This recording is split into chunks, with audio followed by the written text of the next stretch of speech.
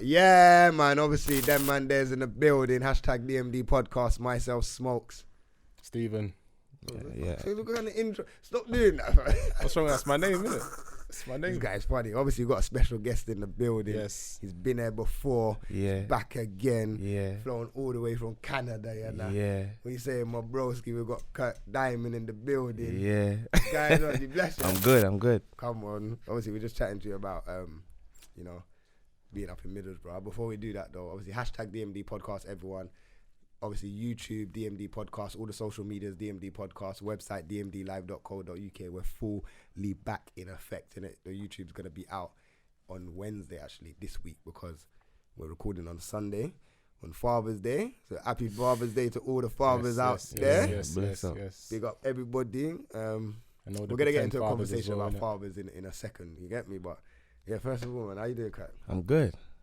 So you just come back from Middlesbrough? Yeah. Boom. What's Middlesbrough saying, though? Everything. You like it? You liked it out there? Yeah, I like it. I like it. You know, it was different, though. I've never experienced that before. As in, what do you mean? Like, as in, just the way everyone... Yeah, like the reception. The reception. Like, I've never been...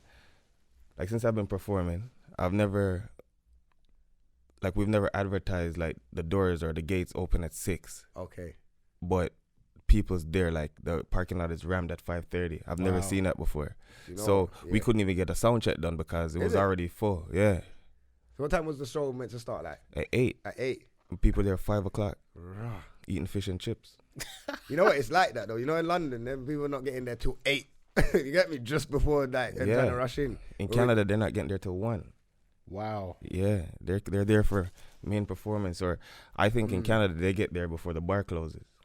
Just before the bar closes. Yeah. No, but out of London, pretty much like that. I remember when I was at Newcastle and we drove up there and was like, yeah, you know what? Before we raved, little Nando's and all of that, we went there, got there about 5:30. When we come out of Nando's, people was lining up to rave. We're like, what's going on? Like, we weren't planning to get out until like 10, 11, and usual late time. People was like lining up at 6 o'clock. I said, this is mad. They won the front row, innit? They were in the front row. Yeah, but I think I'm getting old though, because if I'm not out of my house by 9, I'm going to bed.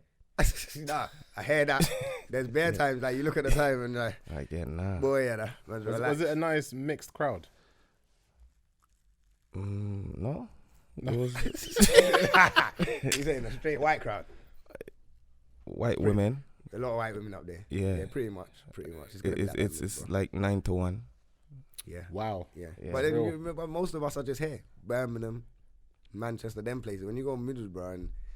I've never been to Middlesbrough, actually.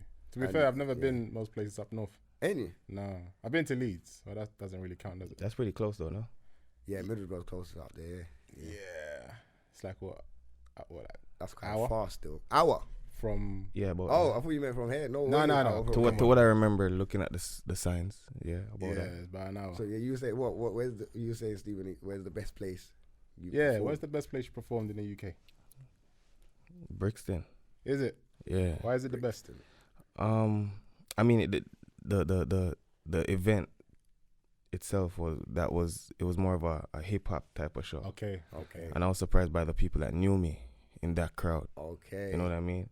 So it was like and England, I always credit it on my Instagram, where it's like, where it comes to lyricism, I consider London to be the king of that. Wow. Like, you take lyrics like serious. Yeah, because last time you was here, you was telling us that you used to listen to a lot of our music growing up, like how we listen to it. Do you get what I'm saying? So the culture of us, the UK is still on the lyrical vibe. Yeah. And not really trying to make dead music. They still want to...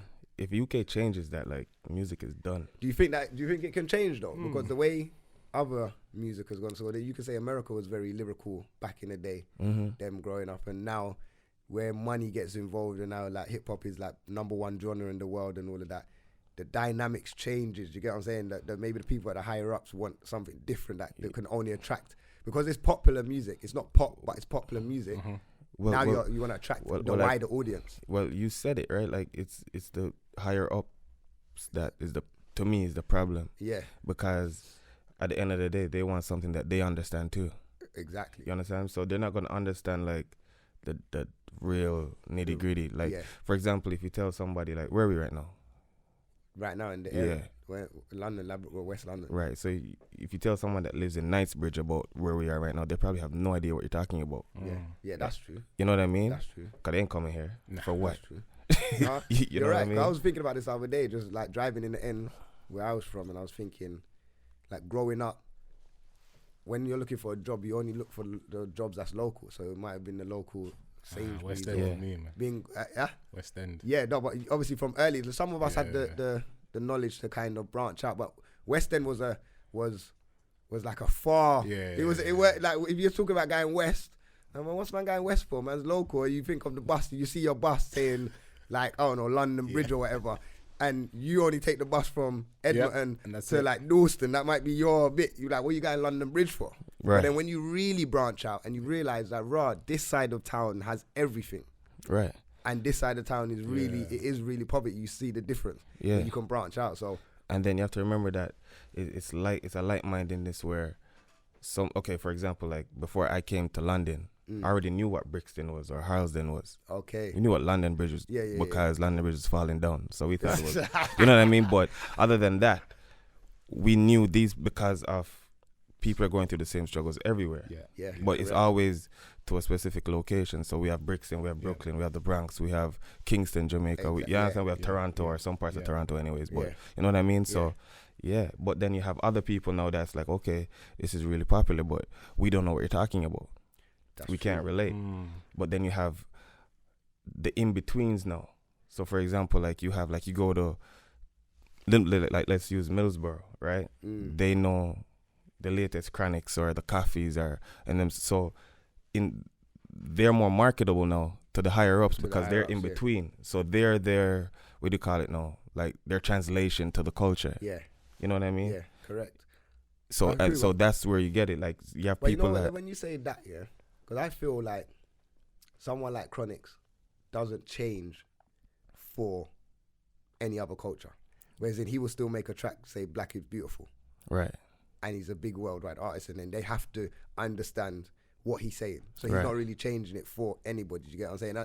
I don't really feel like reggae and dancehall artists really change for any other culture. But when you're saying like hip hop, even hip hop, it's a bit weird because they're still talking on certain things. They do make a lot of trash music, but in the trash music they make, like all this, when they was going through the mumble rap stuff, do they really understand them? Do that other audience really understand? Because we just about understand.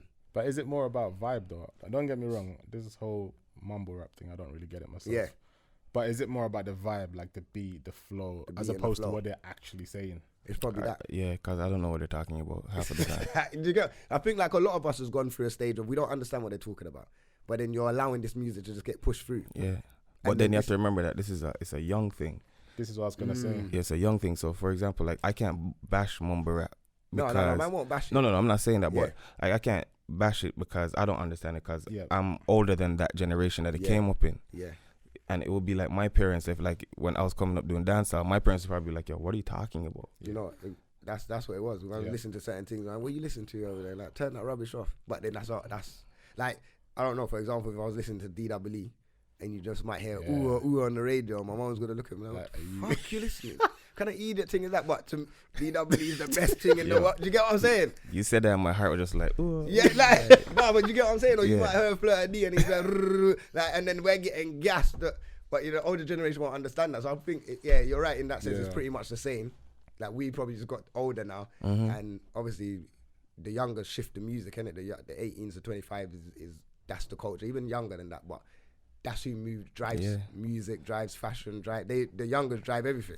And they're on a different wave. Like last year we did a show for some kids, and like even their dancing is different. I was like, what is that? Dancing's changed. Yeah, like they have that floss dance. Oh yeah. And I was like, the Fortnite. They're getting all the dancing from Fortnite. Yeah, like you can't make a video game teach you how to dance. Like, are you crazy?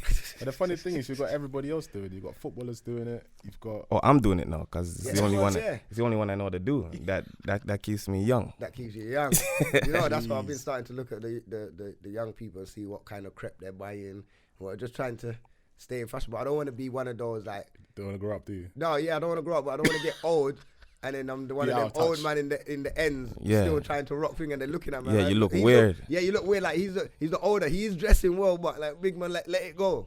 Like, like you always got that one, like bro, let it go. But I don't know if you look good if you're dressing like that anymore. Like I think there's still 50-year-olds rocking Averexes, man. Exactly, but then I don't want to be in that, like because they're rocking old stuff, but then they might buy. They might buy an Adidas tracksuit, but they're not rocking the Adidas tracksuit how the youngers are rocking the Adidas tracksuit. They just got Adidas. I see a man the other day, oh my God. He had on night crepe, Adidas bottoms, Puma top. He was all over the place. I just looked at him like, and I'm not really one to judge a character like that. Is that a thing though? You have to wear, if you're wearing Nike trainers, you have to wear a Nike tracksuit and a Nike top. Yeah, I feel like you can't mix match. But I come from an era where you couldn't mix matching right now. No, but it's different. You see, you're wearing jeans and you're wearing Vans and a Nike top. That's different. But if you're wearing an Adidas tracksuit, if you've got a full tracksuit and then you got on like a Nike crepe, it just something seems weird about it. You get what I'm saying? If you're wearing jeans and that, you could always mix match and wear different crepe and stuff like that. But you can't have a full grown Adidas tracksuit and then be rocking like a mad Air Max 90s. Yeah, the fashion has definitely changed though. Fashion definitely changed. I think, it's definitely changed. Actually, before we even get into that, for people who don't really know who you are and your background, actually more for my benefit actually. How did you get into music?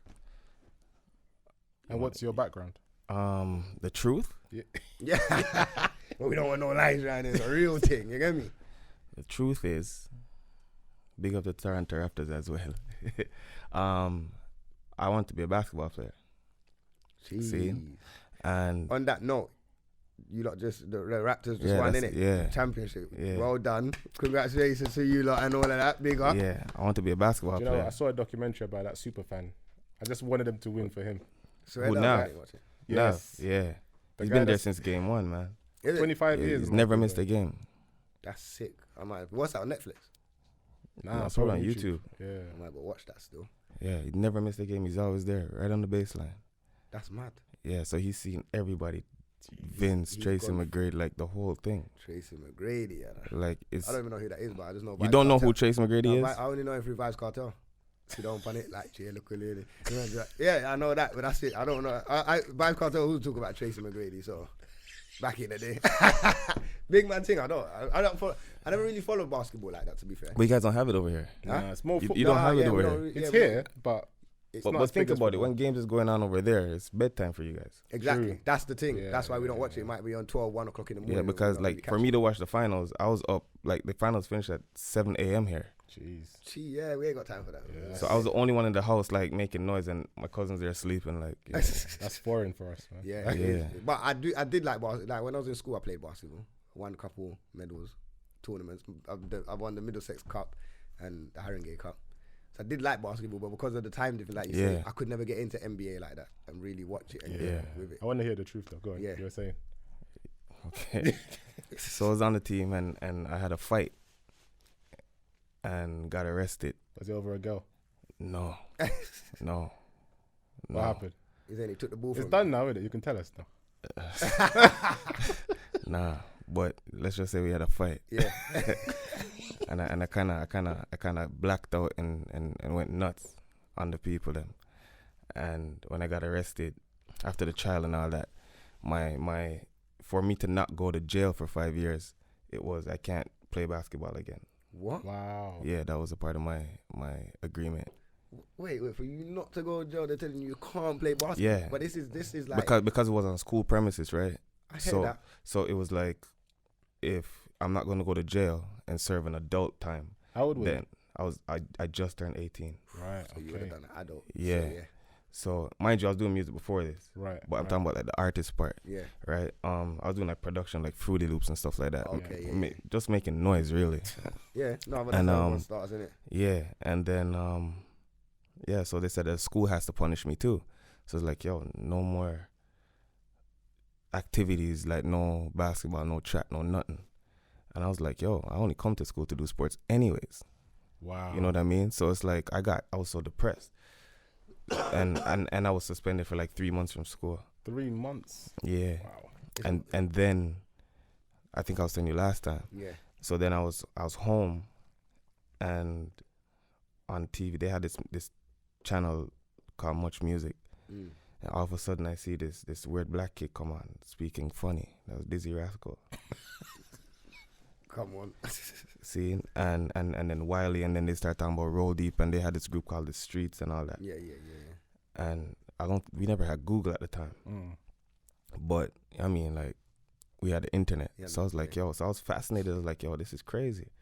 Because I didn't understand, like, at that time, you guys were calling grime garage. Yeah, it was garage. See, so then I was like, the beats were kind of different to me. So I was like, yo, this is like, how are they riding this rhythm like that? And not falling out because the beats don't make no sense.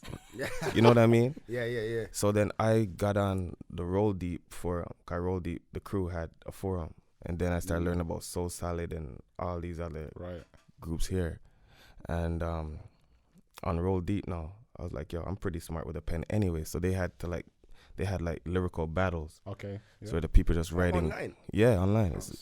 See, so I was in almost every competition, and you had to go through stages till you were the elite. So I was on the top by the time it was over. All of that. That's cold, yeah. You know? And that whole different world, you know.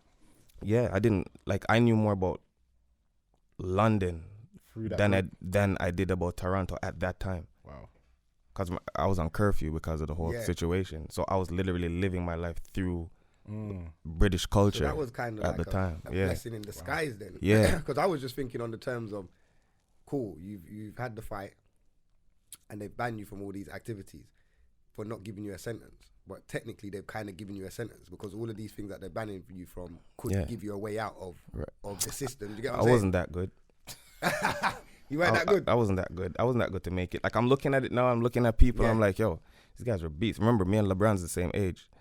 Okay. And look at LeBron compared to me. But still, it still could have been a way out for you. Yeah, of course. You could have worked hard towards something. And I mean, but it was may just, not have been LeBron. But right, but I mean, like, it's an enjoyment, and eventually you would have seen a different route. Yeah. But at that point, it was music.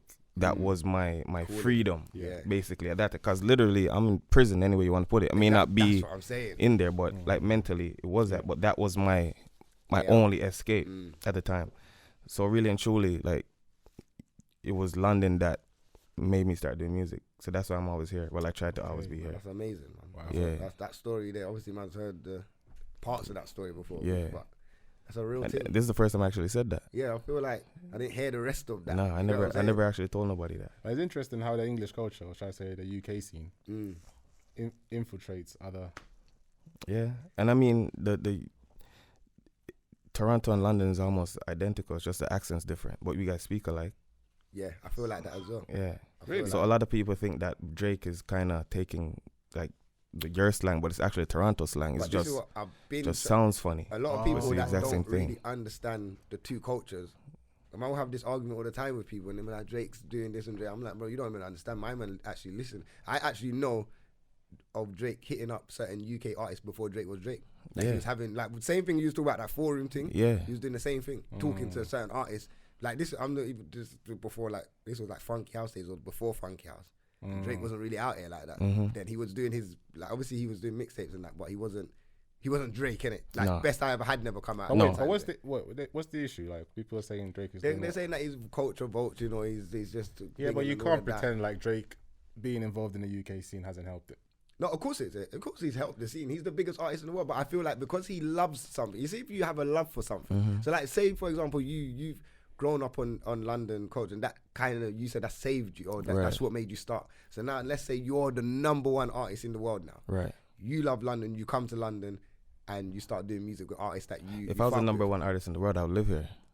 See, all of that. But then people will still turn around to you, and like people that don't know you now, let's say now they don't know you, like certain people won't know you. They will look at you like, Kirk Diamond's just coming over here because he thinks the scene's hot. But they don't know your history. Right. And if they've never heard, mind you though, I do reggae, so yeah, like it's not. But that just what that did to me was just focus me to music itself, not a genre or anything. It's just music. Just music. You know what I mean? But then you have the artists like that. Artists, we've done it, like with Drake. You could say he's an artist. He's not just stuck to one genre. They might got music in every genre. You could go christening, wedding, that rave. Yeah, you're gonna hear him everywhere. You're gonna hear him everywhere. So then him being a fan of this scene, and he said he's a fan of this scene. But it's like because he's at that top pedestal, it's like people want to hate on him because it's like, they don't come to the UK and that feel like you're putting everyone on. And although he put in his head, he probably thinking, I can put people on, and I am putting people on, but I still have love for the scene. But I mean, like, when you think about it with Drake, I wouldn't consider him an appropriator based on the fact that when he's here, he puts on a lot of British artists on his stage. Of course. I ain't never seen Elvis put on no black rock and roll artists on his stage. Yeah. Nor collab with none of them. Yep. We shouldn't even complain about that. I don't think we should complain. I don't think it's an issue. I think naturally it's a give and take situation, isn't it? He comes in, he draws inspiration from the UK scene, but at the same time he's putting artists on. And you know what? He even said the last time he was on stage, he said, "You lot show me so much love." What people don't realize, like, I feel like other than America, Canada, UK is always behind everything that happens in America. Or you get what I'm saying? Everything that happens in America, it's like we're the next country. We follow rap, we follow that. Everything and dancehall. So like when it comes to dancehall and hip hop, we have a mad scene here. Yeah, but you see the thing about it, I don't know if you could call it following if you're creating, because if you're creating, you can't follow. That's you know what I mean. But one thing that you have to also remember that America is the biggest marketing country. Like they'll tell you that they'll have shit on the ground and say, "Yo, this is the best thing ever for you. Just rub it on your skin." And I guarantee within 6 months, everybody's there taking dog shit and rubbing it on their skin. Yo, you didn't see what they said? That's why it's just America. So I can't lie. I don't like going to America certain times watching TV because it's just beer. I feel like there's more adverts than TV shows. They're just really good at marketing, and because it's a bigger market as well. Right. People want to cater to that market because that's how you make money, isn't it? Yeah. So it's not necessarily following rap per se. It's just that's what they listen to. Yeah. So therefore, everyone's gonna start making. So then, when you look at your music. analytics, if Drake looks at his analytics, he's gonna see obviously he's put Canada, America's gonna be there, and UK is gonna be. But I feel like there's a transition though. I feel like now, like the UK scene is rising. Oh yeah, right, and is influencing a lot more artists. Because if you look at Drake, for example, he's not just working with the UK scene. He's working with like UK-based African artists as well. Yeah. So it's kind of becoming a bit of a diverse. And there's a lot more Americans coming to work with UK artists now as well. I'm starting to see a UK and US collab a lot more together. Like you can see a Steph and even like Tory Lanez, them not doing something. But when you look at it too, though, when you look at like those collaborations, it goes back to there's no mumble rappers collaborating with British artists because it comes back to that same lyricism thing too. It's like really hard hitting lyricists that are collaborating. Yeah. And like I said, like you guys take this shit serious. I think we do. We have to take this shit serious, but I want it to stay serious. It's serious because I feel like well, not me because I'm not an artist, but the artists have been grinding for a long time. So they've kind of perfected their craft as well, innit? So they know what works and what doesn't work. Right. That's true. Do you know what I mean? So yeah, if you're bringing something to the table, it's got to be top notch. And we're getting a lot. The producers now are starting to come out and really make a name for themselves. Yeah. So you have a Still Bangles, a J5, like all of these art that are working together and know when you know an artist and you can work things together as a producer and whatever, it helps. Yeah, it helps with like it's like probably you could say like there's a lot of producers out there that could be on a DJ Khaled vibe. Say yo, boom, that artist and you two can join together and I can make a mad thing for you lot because you two would sound sick on this. Yeah, and I feel like that's what we're getting. The recipes are starting to come together. Do you get what I'm saying? Whereas before, obviously grime was grime, but grime might have just been a fast beat. Give me that beat. Let me write the lyrics down on it. Right. But now you can still do that. Even if you hear like a Stormzy can make a grime tune, but you can make a hit grime tune now. Right. Simple. Do you get what I'm saying? You put the recipes together and then you can just make it a lot better than how it used to be instead of just being go down in the basement, boom. Actually, on that topic, when you say you can make a hit grime song, is it more about the people accepting grime now as opposed to making a hit song? Does that make sense? Like because people are more open. You know what it is too? Like you said, I think it's more of an acceptance thing. Right? Because if you have Drake coming over here and loving it, then people's like, oh snap, if Drake loves it, then we got something. No, it's true. It's true. All of a sudden the doors are open. Yeah. Doors are open still. Because you wouldn't get like your what do you call it, your Dave getting to number one. You wouldn't get Stormzy getting to number one. It was always going to be your Ed Sheerans and... But then you got a Stormzy working with my man, that guy that makes number ones regular. Can't remember his name. Shit. forgot his name, but he's a big hit maker, massive hit maker. He's got he made Stormzy's The God's track and all of that. Okay. Where's the producer? Bad boy producer. Like them man, when them man touch something, it's going number one. Number one. It's one of them ones. You get what I'm saying? I can't remember. I'll get his name. He says his name at the beginning of the album. I forgot. My mind's a bit blank. But when you have that now, and it's like, I don't class Stormzy anyway as grime or whatever. I think he's an artist. He naturally knows how to make all different rounds of music or whatever. Then when you're seeing Wiley now making snippets, them snippets that Wiley's putting out right now is sounding mad. Like he sounds like he's making mad anthems and whatever. But I just feel like the scene's coming together. People are starting to recognize what London, and then man have been doing it for so many years. And man have really perfected their craft now. They know the sounds, they know what needs to be the chords or whatever in their tracks and what will relate to the people. So we're getting to that stage now, and then it makes it easier. Now you could come over, you can collab with a couple man them, the man them can collab with them, and the internet's made it a lot easier for everyone to see everyone and notice it. Because I feel like if the internet wasn't there, UK might have still been making that grinding effort to try and get somewhere. Because Drake could have come over there with no internet, but then it's reliant of the labels and the higher ups. They decide. They were having most of the decisions back in the day. Like, this is good, but you know what? We don't. Now the people are deciding, isn't it? Because it's out there for everyone to now hear. It's out there for everyone. So now we put it on YouTube. Bam, anyone can find it. Now we make the decision. Yeah, I mean, labels are struggling to hold the industry. Of course, because we're predicting it now. So the labels now are on a thing where they have to jump on what's hot because we make it hot instead of them making it hot. They had the control of putting things on MTV Base. I don't even know if MTV Base and that is still running like that. Like, I don't know the last time I went to a music channel on Sky and that. Do you get what I'm saying? I went to a music channel and they're showing like a soap opera or something like that. They don't even show music no more. They don't show music no more. No, it's more like... It's true, you know. MTV Base especially is changed. Yeah, it's like... What, so they're showing like TV shows? Geordie Shore? Nah. Yeah, like stuff like that. Like reality show, like Love and Hip Hop and all that. They don't show what, Love and Hip Hop's on... No, I'm just saying like shows like that. That kind of show. It's crazy. That's crazy. So they're not even... Yeah, because YouTube's taking over. Because now, if I'm in my yard, I go straight to YouTube. Like, I always just fling on cool and I just let it run. Like teen mothers and stuff like that. Oh, this 16-year-old is on her 4th child. Like stuff like that. That's so wild, you know. Like, I ain't even trying to hear that. Exactly. You know so what I mean? Now, obviously, so you're right in the sense of the labels and that are... do you think they're losing touch, or do you think they've got a plan behind all of this? They're working their way into understanding this. This is where streaming that comes from. There's certain stuff that I don't think you need to be promoting. Whether you want to like it or not, it's what it is. You're promoting something. Yeah.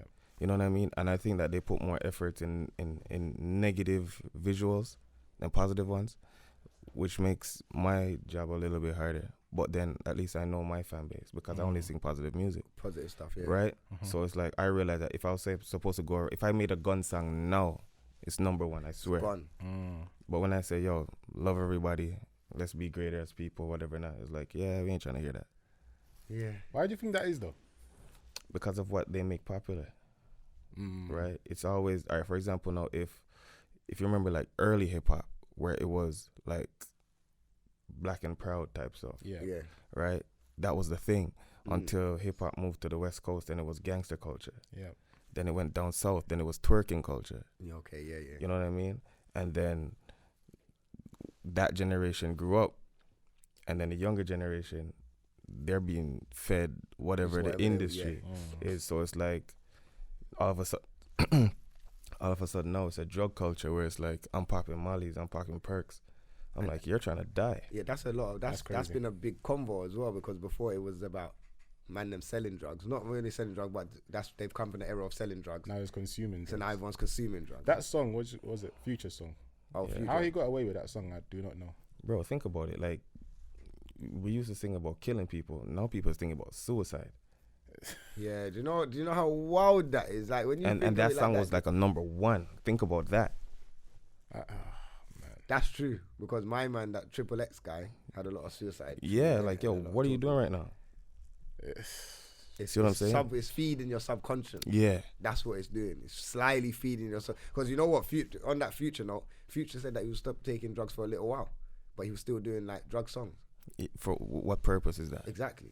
And you know what it is, yeah? To them, it's probably like a formula, innit? They've noticed that actually, no, this works. It works. But then why do you want to keep beating that drum? Why do you want to keep feeding? If you're actually not doing it, why do you want to feed the people? But I think with the artist, and correct me if I'm wrong, innit?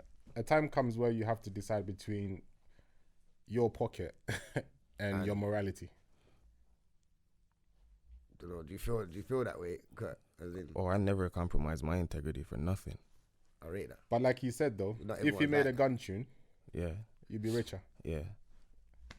So you've already made that choice. Yeah. You've chosen morality over your pockets. Alright, you ever seen rich people kill themselves? And like, what does this rich man have to be fretting about why he killed himself? Because he chose pocket over himself. Yeah. Because it will eat the man. There's no amount of money that you can make that can feed the inner power of you or your morals. Because morally, if you're doing something wrong to get the peas, it will eat you alive. Yeah. Like, it could eat you like raw. I know this is wrong. It's true. Sometimes it's not even the artist though, is it? Sometimes the label applying pressure. Like of course. This is what's working right now. So you got to do this. So you got to do this. But then that's where we need to take back the power. Not even maybe the artists need to take back the power. If everyone just says, listen, because I know Joe Budden talks about this a lot, saying, look, yo, you lot are the business, you lot are the culture, you lot have the power here. So they can tell you what to do, but if nobody actually listens and say, no, this is how we're doing it, they have to comply to that. Yeah. They have to comply to you know what the the artist wants. It's how you go to the table, innit? So let's say you have two types of artists. You have one who's just being picked up. They have no foundation, no fan base. They're just a good talent. Yeah. So they get picked up and they get developed. And you got another artist who's been doing the circuit for a few years. He's got his fan base. He's he's doing shows. He's making decent money.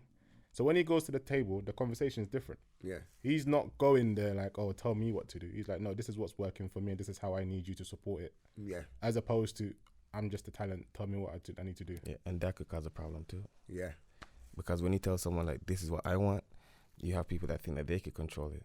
So then when they don't want to do that, because they see potential in what you could do for them, then all of a sudden it's like, we could make another you.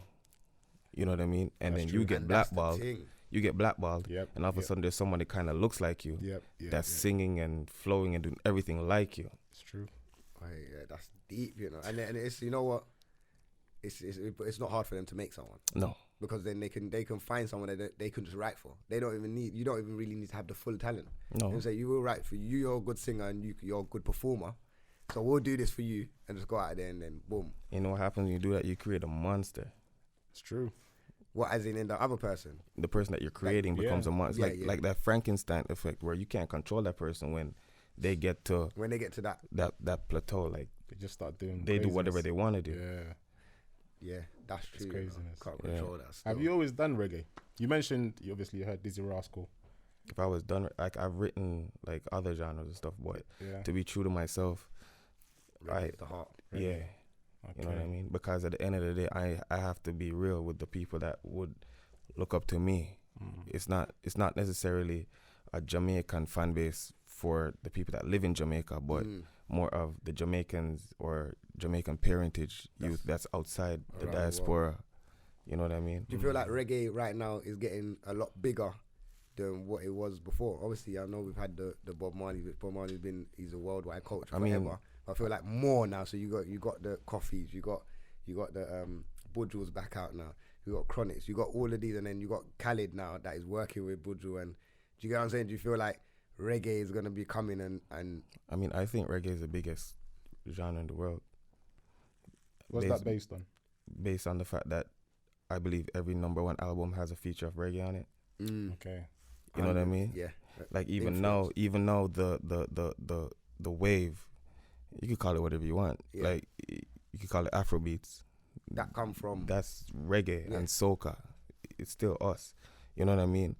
Or Beyonce, one of Beyonce's biggest songs. I can't lie. I have to agree with that. Like if you think of musically, when it comes to reggae sounding and even soca sounding, it's influenced in near enough every part of music. I mean, it's all African, but this is what I was gonna say. Like it's all African, the whole thing, but this is popular because of that region. You know what I mean? I agree with that comment. So maybe Afrobeats is popular like reggae has a hand in Afrobeats being popular, Right. Yeah. because of the likes of Bob Marley and other artists. Yeah. But I definitely feel like the two sounds, though they're related, they're a little bit separate as well. Yeah. But even like I was watching Sway in the Morning, Okay, so yeah. and I saw Burna Boy. Okay, yeah. Right? He's a Nigerian artist, right? Yeah. Yeah.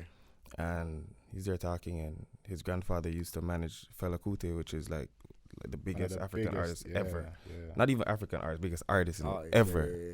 Right? His band was like a 30-piece, like an orchestra.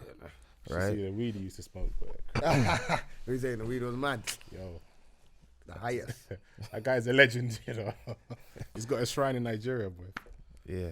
Mad. But it's like, then when they said that he's going to do 5 Fingers of Death, he did it in patois. You understand me? Yeah. It wasn't a Nigerian dialect. What's 5 Fingers of Death? 'Cause I'm not. It's like they play 5 beats, Okay. and he just has to freestyle through the 5 without stopping, basically. That's it. Yeah, You should do that. Cold. hard. What? No, I can't do that. Not you, but like at it. As it Yeah. make him do it. Yeah, Not me. I come back on that. Next No, time. but you're right. You're right. In Nigeria, and especially in Ghana and Nigeria, they speak patois, Mm. Yeah. like in their music. So wait, does Pat will come from Africa then? No. I think it's that is a It's a dialect. Well, it's patois is from slavery. From really. slavery, yeah. So You know what I mean? but it's come more from- from the Caribbean, though. I would say. Yeah, It's the because Caribbean influence. It's yeah. mixed with African and whatever colonizer. so like Spanish or It's like- French. Like Yeah. Saint Lucia would be like broken up French or There you Jamaican go. spoken So like for Spanish example, and- like the word picnic, which we know is children, that's Yeah, yeah. actually an African Yeah, 'cause word. that's where they were saying they were picking certain youth I from don't know. slavery. I I heard something like that, pickings, but obviously the picnic and Yeah. from slave, that's like a slavery comment still. There's a lot of things that's come To from be honest, slavery. I tried like at first, like when I started to become Rasta and everything, they're like, I used to like really look into like the whole slavery thing. Yo, that shit would depress you, make you hate people, you know. Listen, So I tried to. big man I think try this is to why stay man away stop from it. watching slavery shows and that. Like, I don't really get, like when they come out now, like there's few that I will watch. I don't really like watching it no more because it's like the same thing over and over and you're just seeing. But your think people about it. going If through you've the seen it same once, thing. do you need to see it again? You don't, because it's the same story. So what does that say about Black History Month then? What Black History Month? Yeah, what's Black History Month? You know when We don't, bro, they just they just said, yo, here's your little Black history. You know what that's like? That's like telling them that we got independence. I don't celebrate independence because I don't believe that we have independence. I'm trying to figure out how people feel about it. Black history? Yeah. Our That history is Black particular history. Black History Month where we celebrate all things. You just We not don't ce- celebrate. Yeah, we don't celebrate all things. That's our history No. because they don't show us what we've invented. And Right. naturally, we've actually invented everything in this world, fam. So if we're saying that potentially, if there's no need to see what's happened in the past over and over again, then potentially we don't need to be in tune. No. It's No, we not. need to It's be in not. It's tune. not. It's not seeing Yeah. what happened in the past. You just don't need to see all All of that. the time. Okay. That particular That thing. particular thing. Got Because you. think Yeah. about it. We could hear that black people were slaves, right? Or for example, now people from Jamaica come from slavery or whatever, not right? You could do your research if you want. You can't prove that there's anybody on Jamaican island before black people. Try to prove it. There is no Arawak grave site or anything that said that Arawak people were there. The only proof of any other people being there was always us. Yeah. Not saying they didn't come there and keep up yeah, fuckery. and do that, yeah. You know what I mean? But you can't say that. So when they keep on saying that you were a slave, really and truly, you might be one of the few people that actually aren't. Right. Okay. You know what I mean? Exactly. But if they keep on telling you're a slave, believe me, in your subconscious, you're behaving like a Yeah, slave. you're a slave now. Not all black people were slaves. We're still No. no. Yeah. I don't think all black people were slaves. We can't. It's all black impossible. people Couldn't have all been slaves. And I feel like Someone had to- I think with Jamaica, I saw a story on this, and this was something I watched. They didn't take them over to Jamaica. No, white people went to Jamaica, and Right. there were certain parts of Jamaica that they had locked down, Right. and they had people enslaved at certain parts, and then that's when obviously the white man from England come and said boom, and then they was like, yo, you're free. But the man were already. I think that they were always there anyway, because I feel like the hottest part of the world. I don't feel like I really don't think white people can survive too much on that side of the world, because like, they can't even handle certain heat when it comes over in England. And I'm like yo, they got umbrella out. I'm like, yo, take that vitamin D, fam, because yo, I'm out in the sun. You get what I'm saying? Like when they go over to the Caribbean, they're hiding, you know. They're in their yard, fam. So then naturally, you could never have been there in the beginning. You couldn't. It doesn't make sense. Like, no, but for me, it don't make sense. And if you know, like, obviously, they have their little white hairs and they have a bit more thicker hair because they need to handle the cold. So their climate is for this. We don't have that. I don't know who was there before, but yeah. I think... What's your background? Ghanaian. You're a good youth. yeah, the Ghanaian. And if you ever get the chance, right, you go to Ghana, yeah? I'm going. Yeah, I want to go. And then go to Elmina Castle. But you've been telling me that's the Gold Coast. Yes. Yeah. And they'll tell you about the slavery process. They'll show you where they kept the slaves, where the boats came in and they loaded the slaves. And there's a section where they call point of no return. Yeah, that gate. The gate of no return. There you go. Once you get past that, that's it. What, you're free? No, you ain't coming back. So when you get to that point, you're a slave and you're done. Bro, it's like... You ever buy something, like a shirt, like on discount, and they're like, yo, there's no return on this. Yeah, same thing, innit? You can't bring it back. It's done. But you got to negotiate something like that. Big man, nah, I want there was a room, man. Yeah? There was a room that's supposed to hold like 200 people, yeah? They had about 1,000 people in there. And the floor, yeah, when you step on the floor, like it's pitch black in there. And the floor's hard like tarmac. Tarmac, yeah. And the lady was like, oh, do you feel that? And we're like, yeah. She was like, that's feces. Over the years, it's dried up. That's hard like that. Hard. Of course, it would be that. If you have a room for 200 people and you got 1,000 people in there, but people are bound to die. Bro, talk about where that room was, though. Underground. It was underground. No light. Underneath the church, bro. Yeah. So they could look up while they were having church service. That's fucked, man. Crazy. When you get a chance, man, go and see it. No, wait. You've been telling me that man's going Ghana with you for years, fam. Yeah, when you're ready, we'll go, man. Maybe next year we'll go. Next year I'm on that. It's not expensive to go from here, is it? Not really. Nah. You're good. No, yeah, I'm on that still. Yeah.